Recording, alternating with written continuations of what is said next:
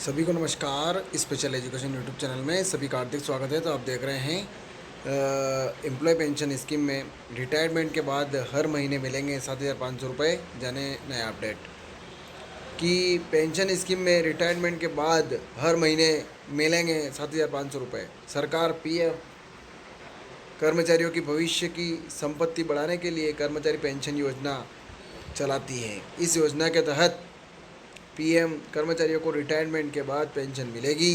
Pension से आप आसानी से अपने महीने भर के खर्च को पूरा कर सकते हैं। अपनी ईपीएस पेंशन यानी पेंशन फंड का पूरा लाभ पाने के लिए कुछ मुख्य बिंदुओं को समझना ज़रूरी है, जिससे कोई भी भ्रम दूर हो जाएगा। निजी क्षेत्र के कर्मचारी अपने वेतन का 12% हिस्सा ईपीएस खाते में जमा करते हैं। इस पैसे को ईपीएफओ को नियंत्रित करता है। एम्प्लॉय पेंशन स्कीम में रिटायरमेंट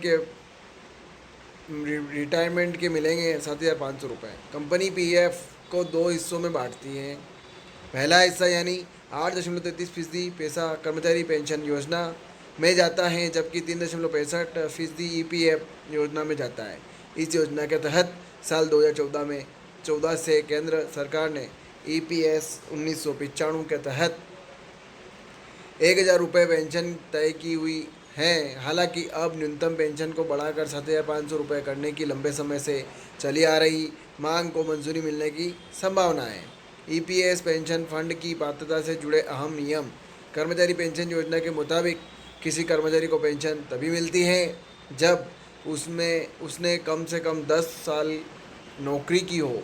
10 साल की सेवा के बिना पेंशन नहीं मिल सकती। ईपीएस 95 एनएसई समिति का कहना है कि सरकार को पीएफ कर्मचारियों की पेंशन कम से कम 7,500 रुपये प्रति माह करने की अपनी जिम्मेदारी समझनी चाहिए।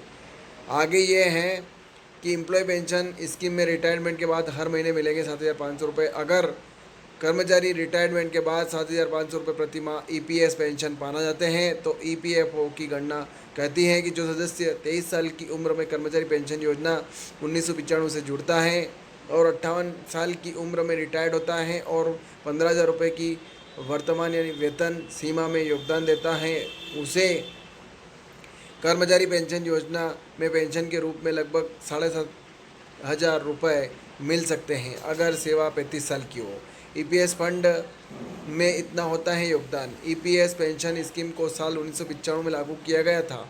यह नौकरी पेशा लोगों के लिए है। हर महीने वेतनभोगी कर्मचारियों की आय का एक हिस्सा ईपीएफओ में जमा होता है। कुल 24% में से हर महीने कर्मचारी अपनी बेसिक इनकम प्लस डीए का 12% ईपीएफ में योगदान करते हैं, जबकि 12% योगदान अब कंपनी या नियोक्ता की ओर से किया जाता है। कर्मचारी की ओर से किए जाने वाले 12% योगदान में से 8.33% पैसा कर्मचारी पेंशन योजना में जाता है। बाकी 3.33% पैसा कर्मचारी भविष्य निधि में जमा होता है। तो यह खबर थी। ज़्यादा शेयर करें, लाइक करें, कमेंट करें आपको खबर कैसी लगी। और आप मेरे चैनल पर नए हैं तो चैनल को सब्सक्राइब जरूर करें। जय हिंद, जय भारत।